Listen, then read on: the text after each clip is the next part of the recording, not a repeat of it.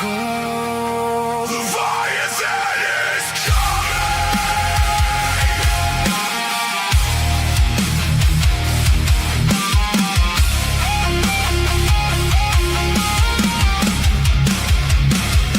The door in the deep is splitting wide. Under the black water, something breathes tonight. Scales on the slab, slow as a prayer. It dragged through the dark with the chain on its stare. Leviathan is coming! Leviathan is coming! Out of the lair and into the light!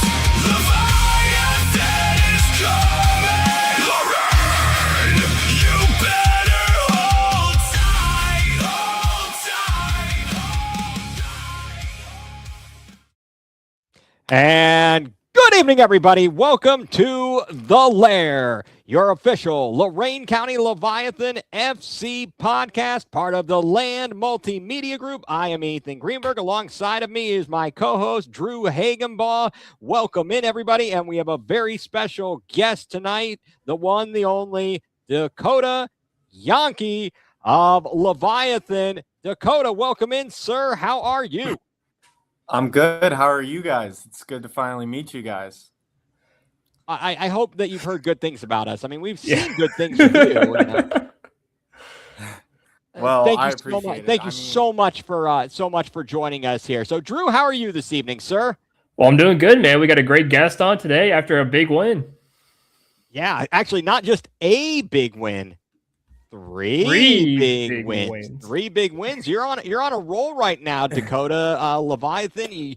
You start with the with a draw, then a loss at home, and now you picked up 3 consecutive victories. What's the feeling like around the squad? I would say optimistic, but we still have a lot to improve on. I mean, I think the 3 big wins was, pretty crucial for us just to gain some momentum, but we still have, I think, like 7 games left. And, we're tied at the top of the table, so we still have, 2 great opponents in Steel City and Riverhounds who are playing right now, or they just finished up. I don't know the score. 0-0. But it will 0-0. be, it'll be a tough race to the top. I have the final up Okay, so here. that's a perfect result. That's the result we wanted. Okay, excellent. Yeah, because you've already. I mean, you obviously you also went to a scoreless draw with Steel City, and you've got Pittsburgh still coming up here. So that's fantastic. So yeah, again, great to have you with us, folks. For those of you, we figured we'd just kind of go through, talk a little bit about your background. And more, and we'll get more into the team and the season here a little bit. But for those of you who don't know, Dakota Jonke, you are from Avon, and you went to St. Ed's. You're a proud St. Ed's Eagle, and you hate St. Ignatius. Oh wait, you didn't say that. I did. It's true, right? Oh, hey, shoot. I'm not the. Yes. So I wouldn't say hate. Actually, it's funny because since I'm a soccer guy, like my best friend Luciano Picotto went to St. Ignatius. So like I pretty much have only had Ignatius friends because St. Ed's really isn't a soccer school like Ignatius. So all my like buddies who I played with growing up all went to Ignatius. Okay. And so how did you get into soccer? What's your story for your love of the game?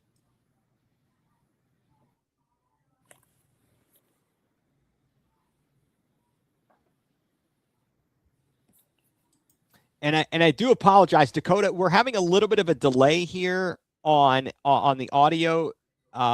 So bear with us just one second. Drew, all right. Can you hear me, Drew? Yeah, I can hear you. Okay. Sorry, my Wi-Fi, I think, cutting out a little bit. I apologize for that. That's okay. That's all right. I just wanted to, we'll roll with the punches. We will roll with the punches. Can you guys hear me okay? I can hear you all right now. Yeah. So talk to us. So yeah, you were telling us, or I was asking about like your soccer story.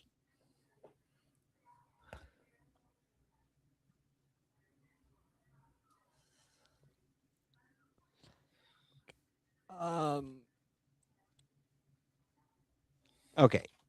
I think we are Dakota. We are just hold on one. I got that. I don't know what is going on with the Wi-Fi. I know I've got Mike Wilkes in the background here. I don't know if he's got any suggestions or whatever. Yeah, Mike, we know from across. Look, you know what? You got fans. Just so you know, we got. I mean, do you want to take a second and I can switch to my phone if that might be easier because I'm on my computer right now. Yeah, if you'd like to do that, if that has a stronger signal, that's fine. If you want to log out and log back in, let's do that. Computer, it's all good. I just don't want. Yeah, if the phone will, if you think the phone will work better, if you've got a stronger signal, then please, okay. Yeah, I think he's gonna go to his phone, which probably should be a lot better. It's weird in this day and age. Okay, let's try this again, guys. All right, can you hear me now? Oh, this is okay. That's a lot better. Okay, sweet. All right, I'm glad we could change it. Yeah, thank you so much for being flexible and everything like that, and thank you to everyone who is watching. Okay, I'm going to ask you the third time, and you can repeat yourself for the third time. Now, I was curious, what is your soccer story? How did you fall in love with the game? And I shouldn't assume you love the game, but I think it's pretty safe to say. I don't know. Where'd you come into it? So I mean, I would say I love the game. First and foremost. I honestly don't know where my love of the game really began. I think honestly, if you want to hear like the true story, when I started to really think about this is what I want to do, is I have a little brother. His name's Weston, and he's 2 years younger than me. And growing up, he was just always better than me at this one sport, which was soccer. And I hated it. It was something that I did not, like. I hated hearing how everyone knew my brother and not me. So I worked really, really hard just to try and be better than him because he was so good at such a young age. That was kind of my motivation. And that's kind of just where my love of the game started. It's got to start somewhere, right? Yeah. It's got to start somewhere. Now, Drew, you're familiar with this. You have a younger sibling who's better than you at this. Yeah. Well, that's because I taught him how to play. So, okay, if it wasn't for me, he wouldn't be at the level he's at. But no, I have a similar story too, where my younger brother, he plays in the UPSL right now for Lightning down in Canton. So I got you.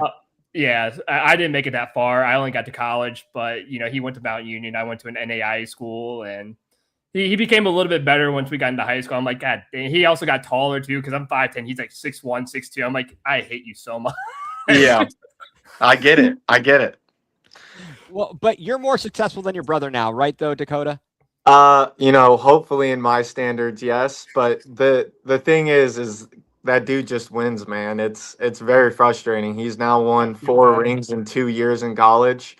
I've yet to win a ring, so it's very, very frustrating even now. Wow, where's your brother playing? So he won the conference and the tournament championship for the Sun Belt when he was playing at West Virginia. And then he transferred to Elon University and won the conference and regular season championship there as well. So he currently is 4 for 4 right now. So it's quite disappointing. But I mean, I'm very happy for him. Absolutely. Hey, don't worry. You got big things coming for you. Well, before I get onto your college career, what was one of your or your favorite or best memory of high school soccer? High school soccer was rough because playing at Ed's, not to toot my own horn, but I kind of got double teamed every game, so it it wasn't really fun because like all the guys that like I would play against, they all knew who I was. So I mean, honestly, I would say playing with my brother, that would be one. But like honestly, high school soccer wasn't, I would say, my favorite thing ever. I would say I actually won a Division 1 state title at St. Ed's for football. I was the kicker there. So I would say that's my that's my best moment that I've had. That's a ring, dude. Yeah. That's the ring that your brother doesn't have a football ring, does he? No, he actually. So I got injured halfway through the season. Then he stepped up and and he finished the rest of the season out. And then when I came back, we switched on and off. So we both won it together, which was honestly like a huge blessing. Have you thought about challenging Andre Schmidt to a kicking contest? No. I've not kicked in 4 or 5 years now, and I really thought about pursuing it, but ended up I was better at soccer. I try to tell my son, look, I'm just going to be fair here. I'm a short white Jew, and so my son, he's got my genes, and I'm like, dude, you're not going to be an NBA player. Fair enough. You're not going to be playing in the NFL. Yeah. As a position, be a kicker. He tried working on it, and I think after a bit of time, and he practiced every afternoon, got a tee, and was kicking. I think the reality of how exactly difficult it is really sets in. So for people who think it's the easiest thing, and when Pat McAfee's offering you money to kick, it ain't that easy. It's definitely not that easy. Look, if we're just kicking PATs, like everyone should be able to make a PAT for the most part. Like, but once you start getting on like the left hash, right hash, and start backing it up a little bit, with the wind and everything, it is. But it's also like you can have it just like a regular holder, just having it down. But like during the game is also a lot of pressure when you got some quick dudes on the outside, and you got guys box jumping like Myles Garrett over the line, and you're about to get killed out there. I'm sure that's no good. But yeah, that's amazing. That's an amazing story. Fantastic. But definitely St. Ed's has gotten the better of St. Ignatius in the past decade or so in high school football, which is a switch from when I was, growing up in high school and college in the late 90s, early, to 2000 or so. But moving off of that, so you've traveled around a little bit in college. You got your start at Cornell, an Ivy Leaguer. Yeah, that's impressive, sir. You must have done something right in the classroom too. So I mean, just put into perspective, I've now lived in 7 places since. So I didn't even walk for graduation for high school. I left graduation for high school early because I had to go play for a USL2 team. Wow, where were you playing? You were playing for what, Cleveland Force, or who did you play for in USL2? So I can give you a little run through of my history. Okay, go ahead. Yes, please. Just to make it easy. So when I was 18, graduated high school, I didn't walk. I went straight to Vermont Green in Vermont. After that, my freshman year was at Cornell. Then my freshman year summer, I went to Virginia and I played for a team called Lionsbridge, and we ended up making it to the final of USL2. That was my freshman summer. Going into sophomore year, I went to Cornell again, went back. And then after my sophomore year, my fall season, like your first semester, my sophomore year, I decided to transfer. And then yes, I just saw the comment, pinnacle of USL2. Yes, they are the 2 best teams in the country. So I was very blessed to play for them. And then I went to Toledo Villa in Toledo, Ohio. And then I went to Duquesne University. And then after that, I actually played at FC Buffalo and King's Hammer in Cincinnati. And then after that, went back to Duquesne. And now I'm back here, and then going back to New York. Yeah, going to New York. Wow, that is quite a you are very well traveled. And let me tell you something. What we need is we're going to need you to chart this all out a little bit better on the internet, because trying to find this information is like going on a treasure hunt of sorts. I I'm going to need some clues there. What was kind of like any highlight moments or favorite moments? Are you a LeBron James fan by any chance?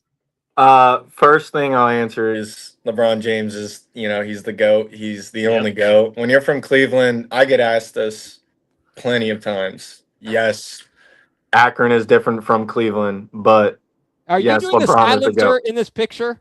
Yes, I'm hitting the LeBron in that one right there. Okay, that's why I had to ask. I just wanted to make sure I got that right. But that's me right there. Cornell. You're so funny enough, actually, it was a game winner, right? Yeah. So you want to talk about like a relief off your shoulder? Is first game of my freshman year.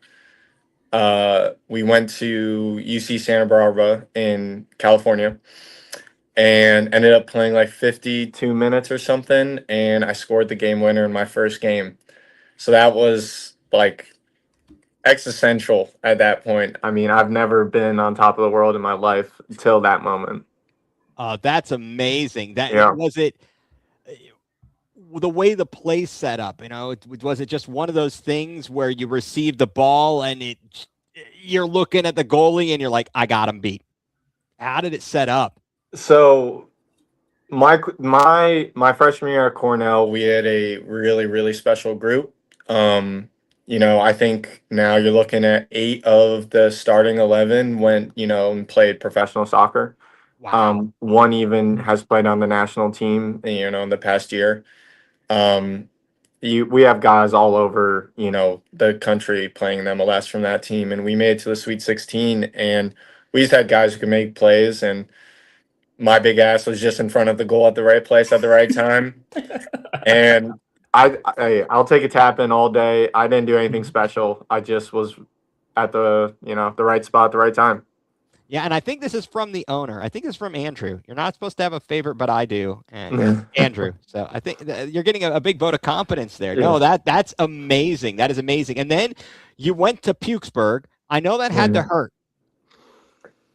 Honestly, like Pittsburgh just treated me so well. I had a good time at Duquesne. Blessed to be able to move on. But, my time in Pittsburgh has really changed my perspective on life.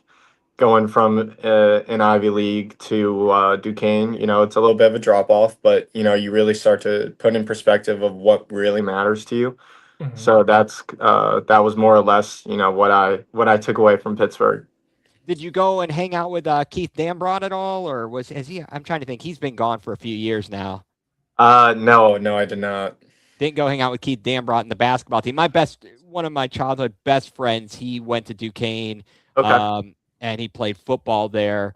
And, I got you. That name does sound so familiar, though. Oh, wait, no. Dambrot was the basketball coach. Oh, he was. He coached at St. Vincent St. Mary, right? Right. And he coached LeBron, and then he coached the University of Akron. Keith Dambrot, I don't know how many years ago. That's why I was joking with that. But my friend, his name is Griff, and he played there in Duquesne ages ago. That was like in late 90s. Yeah. So Dambrot stopped coaching 2 or 3 years ago, and I actually was pretty close with the Duquesne head men's basketball coach, who was LeBron's point guard in high school. Coach Drew. Travis or Joyce? Joyce. Yeah, right? Drew Joyce. Yeah. Oh, that's awesome. That's pretty tight. Yeah. So we're both from Cleveland. So, I just would see him walking around. So it was, it was nice to have a familiar face. That is awesome. That is definitely awesome. And now you are headed to Syracuse and the Big East. No. Or ACC, I mean. ACC, correct. Yes. That is fantastic. And Drew and I were chatting about about your travels and your traverses early, a little bit before we started here. Yeah. Sorry, but with all of your travel, I mean, not even just college, but to your whole, semi-professional career, what's it like to be in so many different cultures? Especially, you said you left at 18, you left your graduation to go to all these places. So what were the different cultures like, in Vermont, Toledo, to Duquesne, to Cornell, to now going to Syracuse?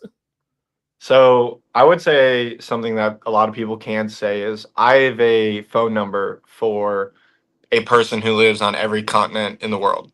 So I could pretty much go to every country in the world, like not every country, but I know a lot of people from a lot of different places. And I would say each team is very different in their culture. Everyone has their own, set of ways and the ways that they do things. And I think more or less it all bleeds into, when I was 18, I was a lot different from 18 to 22. So all those cultures have kind of blended me into one. So, I mean, it's truly crazy the amount of different people I've met. I would say, culture is interesting because USL2 teams are always different. It's shorter, but college teams, you really, you know a lot more about the guys there. So it's a blend of a whole lot. And Yeah. go ahead, Drew. Go Yeah, ahead, Drew. no, I mean, I feel that because when I played in college too, I mean, I've played with people from South Africa, New Zealand, uh, Ireland, Germany, Yeah, like everywhere, and I still have these guys' WhatsApps and phone numbers and stuff like yeah, that. So I could definitely relate to the whole I've been around the world, but not really been around the. yeah. Like even the other day, I played with this guy when I was 18 at Vermont Green, and his name was Eitor Bjorgolson. He's from Iceland. That's Yeah. awesome. Oh And yeah. I'm 18, this guy's like 23, 24, playing, USL2. He's like the stud at Kentucky, he's the guy.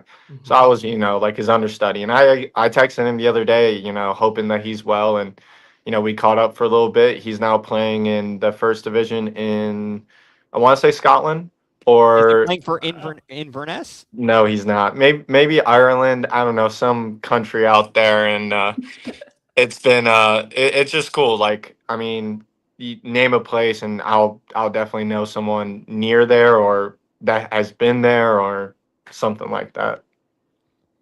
Yeah, that's just amazing when you play with people from all these different parts of the world and the style Yeah. which is played in all of these different places. That's got to actually be kind of helpful for you to experience all that. I mean, you're heading to Syracuse. What are the expectations there? How do you see your season going there? I mean, I know that's a little ways off. You still got a summer full of Leviathan, but just out of curiosity, what do you got looking forward to in the fall? So in the fall, so I pretty much this is how I kind of see it. So going from Cornell to Duquesne to now Syracuse, I'm taking, the extra step up. So, my freshman year, 2022, Syracuse won the national championship.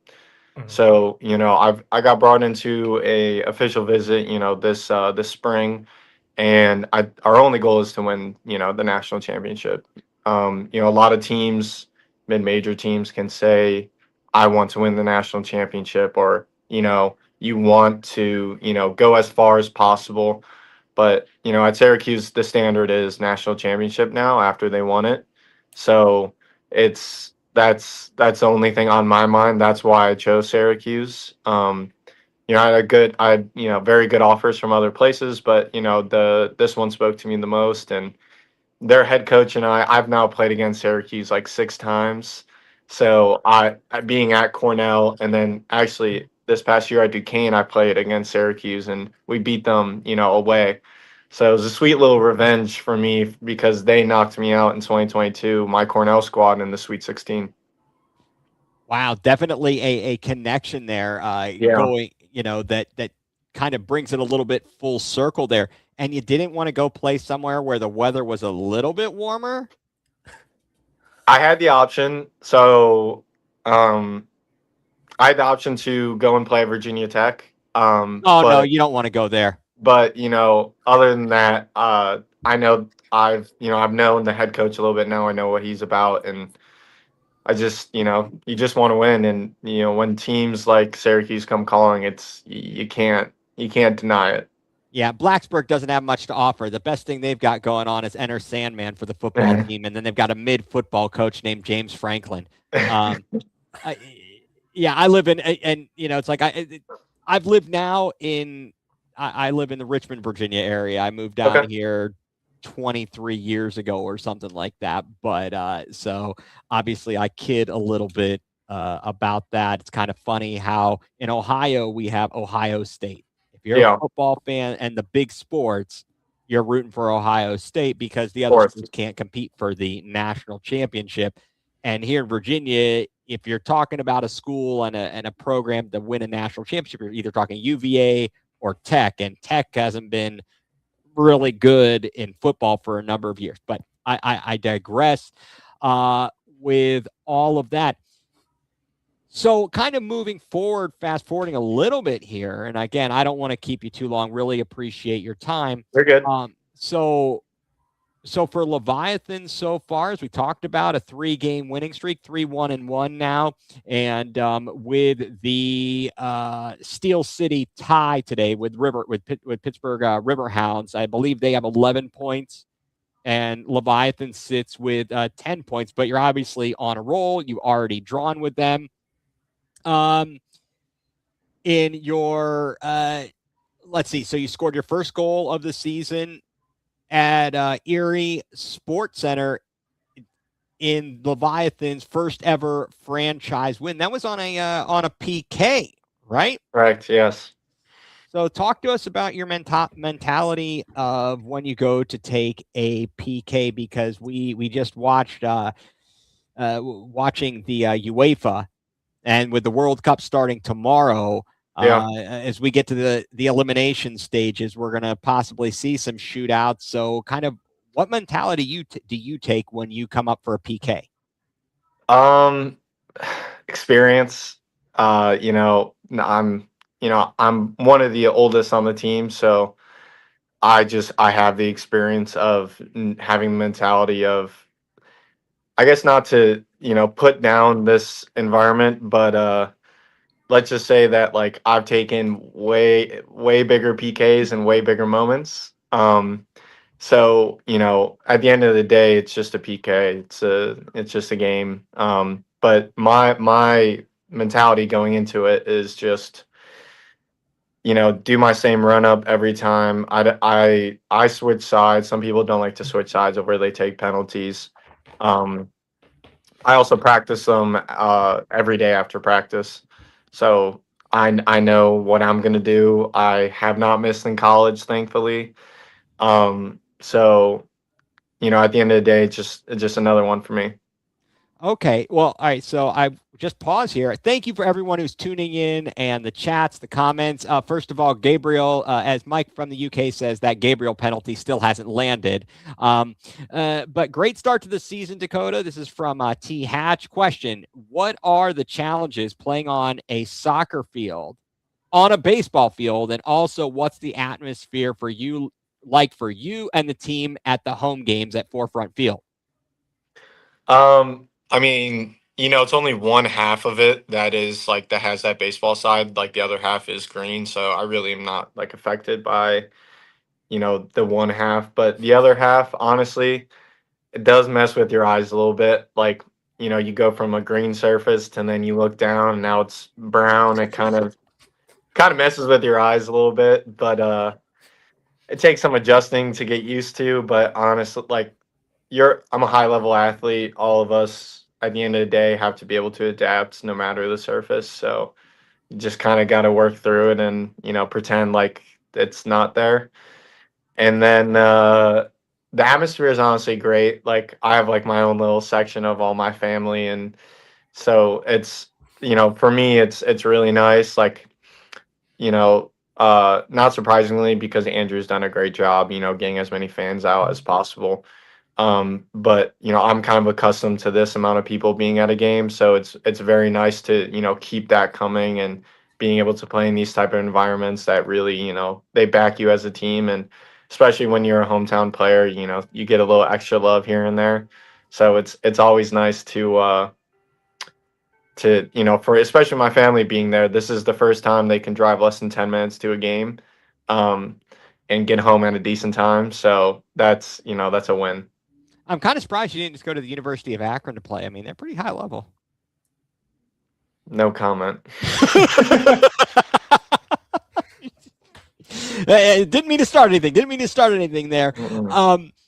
So on the PK though, do you study film or try and think about the psychology of it, the tendencies of the goalkeeper, or do you say, look, I'm going to do my thing and they're going to do their thing and may the best man win? So it's kind of based on 3 components. I'm a little bit of a nerd about this because, I was the PK taker at Duquesne, so I took special pride in whether it's free kicks, any sort of dead balls, and especially PKs.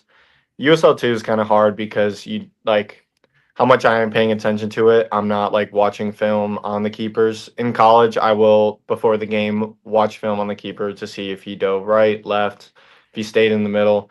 And also the last thing, it depends on the moment. In a big moment, 99% of the time the keeper has to dive. And I'll tell all the goalies out there, I'm going to go down the middle on you because they don't have the balls to stand down the middle. Because they always think that they have to dive because they don't want to look like an idiot. So I've already accepted that I can look like an idiot. I'm totally okay with it if they save it and they stand down the middle. But most of the time, that they're gonna have to move. That humility. Yeah. I love it. That I think that comes from being from Northeast Ohio, Dakota. Yeah. I got to tell you, I think it does. It really does. It's a humbling experience to watch our teams lose all the time in other sports. So you learn about losing with grace. Drew, I don't want to cut you off. I was going to pull up some highlights of your 2 goals versus Cleveland Force. But Drew, I wanted to make sure that if you had any questions that I've missed in the moment, that I let you get to those. No, I was gonna ask something after the goals because something ties into the goals.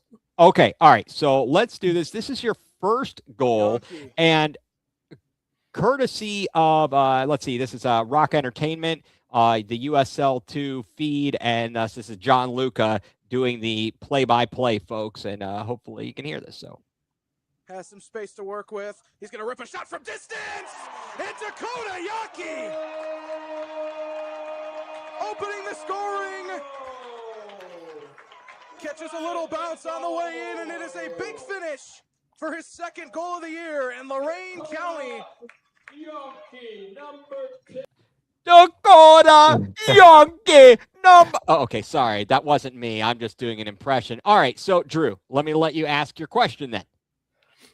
Well, considering you're mainly what a striker or forward, center forward, I would say.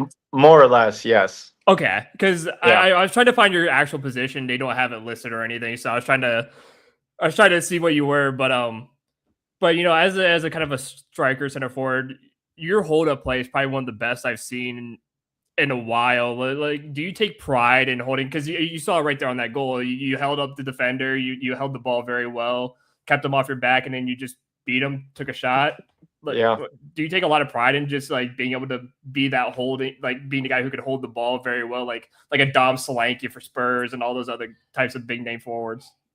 Yeah. So I mean, honestly, I'm gonna say you're wrong here on one thing. So okay, when you're holding off the guy, that is more in in my English coach's terms. It's from England. It's called riding the defender. Yeah. And also the difference in holding up the ball is when the defender's just on your back and you're receiving it in front. That is more or less holding up the ball. So right now I'm playing center attacking mid. I'm playing the 10 role. Okay. So the whole point of the 10, and this, is to be in pockets and to be on the half turn. So in that play I was able to be on the half turn and I was able to ride the defender because the defender has 2 options. He either fouls me or he lets me go. So it's a win-win regardless. So when you ride the defender, you have to get your body in front of the guy in order to make him make that decision. Mm-hmm. And at that point, like, you're looking for both. Like, anyone who says fouls aren't good, like, you're an idiot. Like, of course, like you like Like, I'm looking for a foul all the time because, Absolutely. especially with our team and our back line who are all above 6 foot, like, I want the balls to get in the box as much as possible. So, the more times that we can get fouls closer to goal is, more beneficial for us. Mhm. But taking pride in holding up the ball is something that I take tremendous pride in. When you I some people might think I'm a big guy, but how defenders are these days, these guys are 6'3", 6'4", 6'5". They are monsters. So I'm a little smaller. So for me, like, I'm not small, of course, but when I'm going up against bigger guys than me, which I usually am, the whole point of holding up the ball is just to get as low as possible and to sink your ass as like you're doing a squat essentially. Mhm. So I do take tremendous pride in that, and that's from playing futsal here in Northeast Ohio growing up because of the snow. Like, Mhm. all of the best players that I know played futsal growing up, and you have to learn how to hold up the ball in futsal. So it's just kind of been a culmination of that. So yeah. Wow, that was a good answer there. Good answer. Yeah. Good answer. We're on the Family Feud. Good answer, Steve Harvey. All right, good answer. Good answer. Yeah. All right, It's Drew, do you tough want me to go to though. goal number 2, or did you want to? Yeah, go ahead. Go to goal number 2. All right, this is your second goal against Cleveland Force SC. Powell with a heavy press. Here's Dakota Jonke looking to double his goal tally. He does. And look at the camera guy Yeah. on the goal. Horrible Look at mistake him. in the Oh, the back, and fist Dakota of Mike Jonke's Wilk. got a brace. What a shot! And you broke the corner flag. Well, right down. You were headed to first His base, third running the wrong goal way. Beautiful of the shot. season. No, that was a great goal. Obviously, I kid a little bit there, but yeah. So, Drew, I will let you go ahead. Any particular question or point on that particular play? Well, I don't have a really much of a particular question because that's more of a straightforward goal. I mean, that was just a 1v1, nice little simple finish into the corner. So, I mean, nothing to take away from it. It's obviously a fantastic goal. I mean, nice little pick from you. Your other man right there, I couldn't see the number, was able to pick it off and for you. And Stefan. Stefan was able to give it to you back, and a nice little easy finish. But the one question I did ask was, and I don't know if you have a video of it, Ethan, was your nice little assist you had over the weekend. The nice little outside of the boot to Britain. Like, can you walk us through that assist? Yeah. So, well, first of all, thank you for the compliments on that. Yeah, of course. Well, we'll get to your question about the assist, but now that's 2 goals off pressing. Yeah. That we've created. Last game for our third goal against the Riverhounds, I was able to win the ball, played it to Marco. Marco played to Brendan. Brendan shot it. Stefan goal. That's a win off a press, and then that one as well. Mhm. And Blake, our head coach, he got into me about making sure that I press a little harder as I wasn't pressing as hard as I could. So once I started to put more effort into that, we scored 2 goals. So it's a good call from him to get on me about it. And then the assist, man, I don't even know what happened there. I was And all over. And sorry to interrupt. I'm just going through the social media account for Leviathan, and I'm not seeing that specific video highlight. So I do apologize that I can't pull that up immediately, but I'll let you continue. It's all good. Honestly, I even patted myself on the back for that one because I was dribbling all over the place. I didn't even know where I was going, to be honest. And that's what I told Sam when he scored, which is a great finish, by the way. Like, that's the hardest part about this game, is scoring goals. So full credit to him for scoring.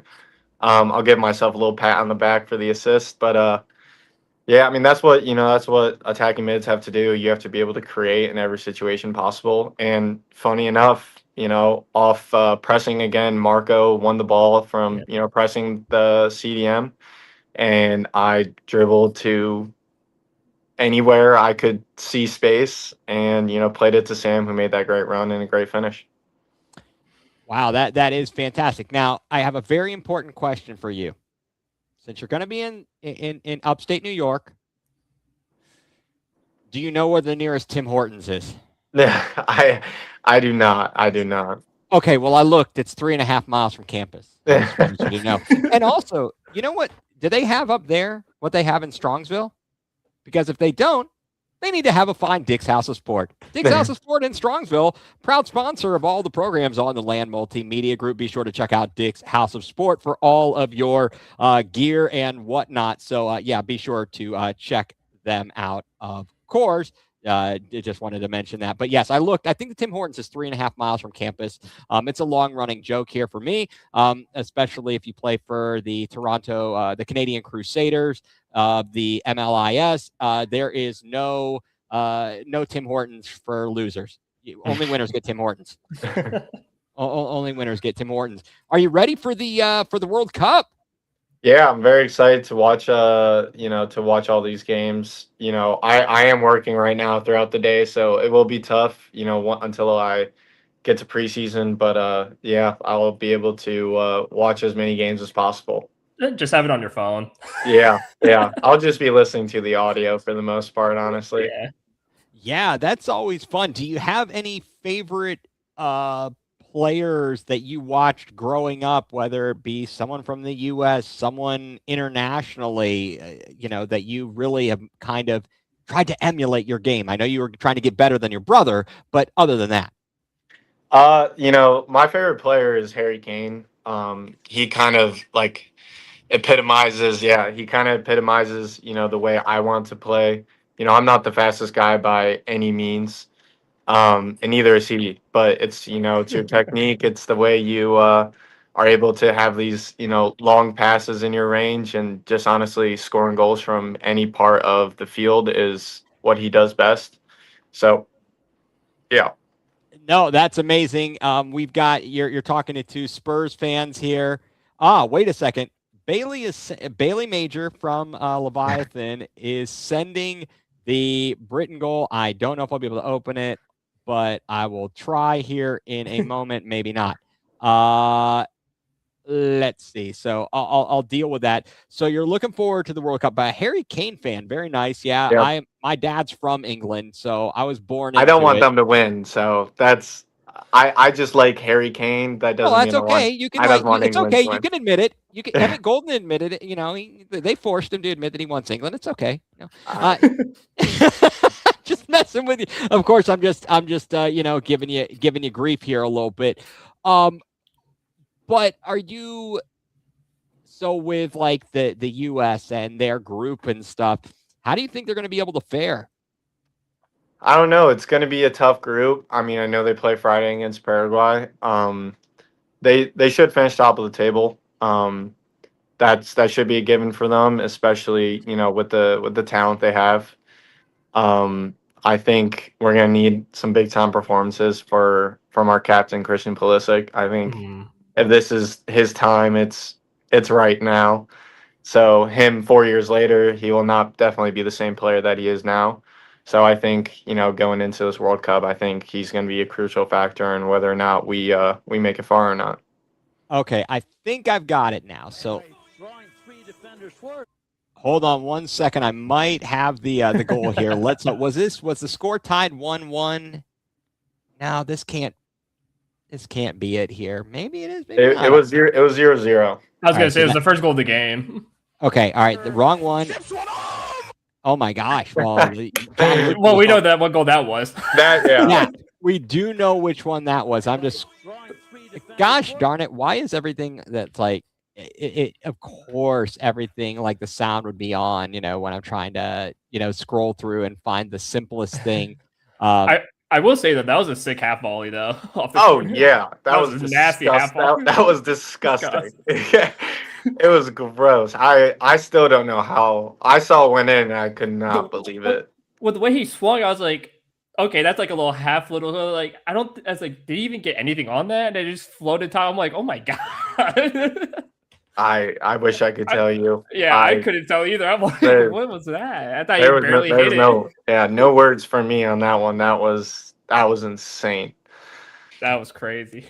Yeah, I do apologize. I was trying to find the video and unable to do it. And Bailey, thank you for sending that link. It couldn't get it to pop up here in the short term. Okay, but Mike from the UK, who is our fellow Tottenham supporter, he said Turkey's going to win the group. No shot. Oh, man. Do I hear Big Ben in the background? Yeah, that is our clock. Yeah. No, I mean, my grandfather had a a clock, and the chime was Big Ben. Yeah. And it was like, so I was like, am I hearing Big Ben in the background? It's absolutely crazy. So that's awesome. So you've got a full plate. You've got your full plate for yourself here. You got Leviathan. You've headed back to Syracuse. What are you studying? What is your degree going to be in? So my degree it's so all it is just a certificate. And at Cornell, we brought up earlier, yes, I did very well in school. Thank you, Mom, for pushing me. Um, but I graduated from Duquesne with a finance degree and a minor in entrepreneurship. And at Syracuse, I'm just doing a certificate. They just, since I'm a fifth year and I'm only here for one semester, just 3 classes. So it's called Conflict and Collaboration Certificate. I'm just here to play, guys. So wait, have you been talking to Cardale Jones? It's like I didn't come here to play school. Yeah, not, for this last semester, I already got my degree. I'm here to win a national championship. I'm not here to do any school. That's some big tough talk there. That is some big tough. No, obviously business, being an entrepreneur, do you have any? Cleveland is really blossoming and growing in the sport of soccer, as the MLS Next is, anticipated to be here, I believe, in 2028, and even in the women's soccer as well, the WPSL Pro. I mean, there's a lot of opportunities out there. Do you have aspirations? Do you have the drive to try to make it, to the next level and the level after that? Yeah, so that is, for me, it's my priority number one. So, after I finish this, fall season with Syracuse, come, late January, I'll be starting to trial with some professional teams. Hopefully I get as many as I can. The goal is, I don't know if you know how college soccer works, there's a draft, and, you know, for me, like that would be, a dream to get drafted. And if that doesn't work, then come late January, I'll be trialing with as many teams as possible, and then hopefully come roughly summertime by next year, I'll be off to first team preseason or second team preseason in the MLS. Or for me, like I also have to be realistic of I'm totally okay with playing the USL League One. I think it's a great league, and USL League Championship, those are 2 leagues I would love to play in, so I'm not taking out those options as well. But, you always got to shoot for the stars. So, goal is to play in the MLS, of course, but you have to work your way up with that. So MLS Next Pro is, for me, that's priority number one. Mike from the UK, our buddy Mike Pellegrini, who is part of our other podcast, Going Nuclear. Get drafted by the Critter, replace frustrating Gazdag, please. Yeah. Well, honestly, I'll take any team that drafts me. It doesn't matter who. I'm open to all. As long as it's not a team from Pennsylvania. Well, I don't know who they. We'll just we don't like anything from. I mean, no, that is absolutely amazing, and we talked about it. I touched on it a little earlier. The relationship between Leviathan and Inverness. Yeah, I mean, that gives you an you might have an in there, huh? Go get some haggis. Yeah, that's what all me soup rent. Yeah, I mean, for me, I've already, my goal is to stay in the U.S. If I can, hopefully I will get a contract, here in the United States. But if that doesn't fall through, I am definitely open to options in Europe. And, if Scotland does come around and I could, play with Inverness, that'd be great. But it's all about being realistic as a professional soccer player. I'm 22 years old now. I'm not living in England and playing for the academy where, you can grow up and make hundreds of millions of dollars. For me, I really want a good, strong career in, any good league here in the MLS. And, with the pro relegation going on in the USL Championship, I hope to be around in order to, be able to play at that highest level. And, again, the dream is to play in the MLS. I think that'd be, everything that I'd ever dream for. So. Wow. I respect that. I absolutely respect that. And the drive is absolutely incredible. When you make it big time, don't forget about us here. We'll be your PR reps. Okay. Yeah. We've got lots of good things to say for you. Don't worry about it. Definitely here. Well, listen, Dakota, thank you very, very much for your time this evening. We've gone 50 minutes. I apologize for going long. Thank you for the flexibility. I've enjoyed this. First podcast ever. Wow. Hey, well, we're honored to have you on, and this is an open door policy. You are always welcome back with us. We might be watching some soccer together, on our other podcast, and you're free to join and talk about how terrible the players are, or good or bad, and how the referees stink, and